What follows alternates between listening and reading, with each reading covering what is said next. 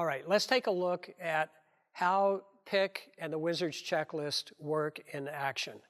We've already reviewed PIC. We've already gone over the Wizard's Checklist. If you haven't watched those videos, you need to watch them or this video won't make any sense. So what is it we do? We identify characteristics of right and wrong answers using PIC, and then we apply them in a very special way using the Wizard's Checklist. So let's take a look at the questions and answers for the passage about Douglas Fairbanks Jr. Look at question number 1. It says, what is the author's unifying theme about Douglas Fairbanks Jr.? Well, first thing you need to do is apply pillar 2. Restate the given information. It says unifying theme. It really means the main idea of this story. So what we need to do is find the big deal. What's the central focus of this whole story about Douglas Fairbanks? And A, it says he hasn't retired despite his age. Well, it does say that, but that's a supportive detail. That's a detail in the story. Keep in mind that the most common trap for main idea questions is they pick an outstanding detail that you're likely to remember and make that a wrong answer. We're looking for an answer that applies to the whole story. So that's out. B, he considers himself a superstar. Well, that disagrees. He says he's not a superstar, and that's got another detail involved in it, even though it's backwards. So it disagrees, it adds to the story, it doesn't fit with the main idea. So B is out. We're going to scratch through that one. Let's look at C. He's had a varied and amazing life. Well, that sounds pretty good. Let's see if we can go find some places throughout the story where that issue is raised. Well, if you look at the intro, remember the introduction? The title says, it's a man for all seasons, a well-rounded guy. Let's take a look at down in line 3. It says 3. He didn't do an autobiography in lines 3 and 4. It says because of the enormity of the task. There's lots of things to write about. Then even later, if you look in lines 69 and 70, he says his life has been a series of themes. So he's changed a lot. So this thread of diversity and conquering lots of fields in his life goes all the way through the story. So that's clearly the common thread that we see. That's the main idea. That's the central theme. But let's check out D. It says he's done significant public service. That's a detail again. So don't get trapped by that because he does significant service at some stage in his life. So you could respond to that and say, oh yeah, I remember that said that. You got to remember, it's got to go through the whole story. Let's take a look at question number 2. What does Fairbanks think about stardom? Well, now we got to figure out what part of the story is about stardom. When does he discuss that? Well, if you remember phrasing the passage and looking at topic sentences and getting the organization down, so you've got reading topic sentence, which is the R in phrase. You've got the O in organization. The O can stand for outline, and that's what we looked for. So we know where to go back and find things.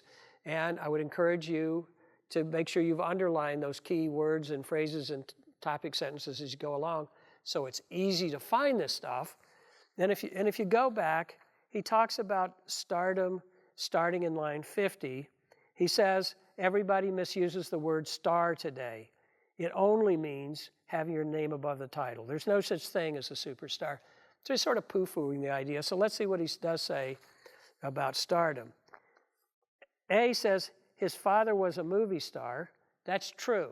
So you might get trapped with that, but it goes on to say, so it's not surprising that he is too. Well, he doesn't say that. He doesn't say it's not surprising. This is a special construct of answers I really want you to watch for. I need to warn you about them. I call them half-truths.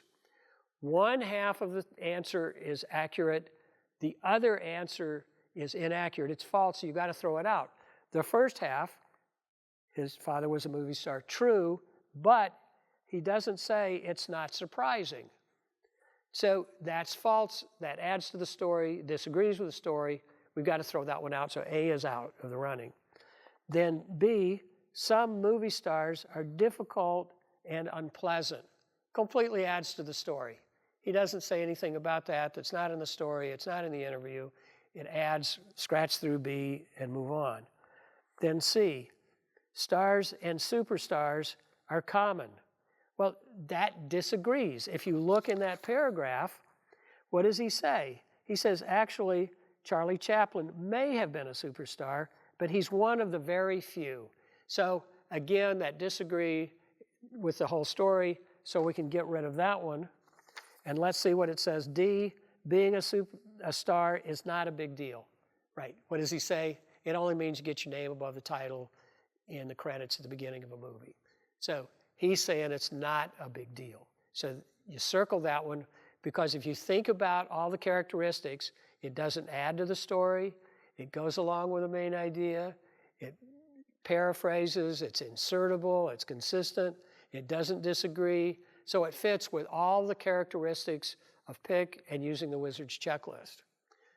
One final question, number 3, it says in line 60, ephemeral most nearly means. We got to go back and look. So in 60 it says, starting a couple of lines above, ask whether his career was helped by having a famous father in the movie business.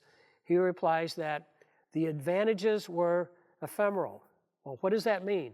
They'll go on and provide context for these words. So don't get panicked. They don't expect you to know the word, but they will give you a context to figure out the definition.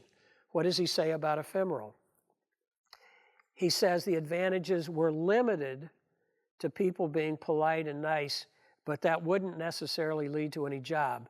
It meant that I would be underpaid rather than overpaid, and they would expect more of me. So let's look and see how that might fit. Look at A, fleeting and flimsy.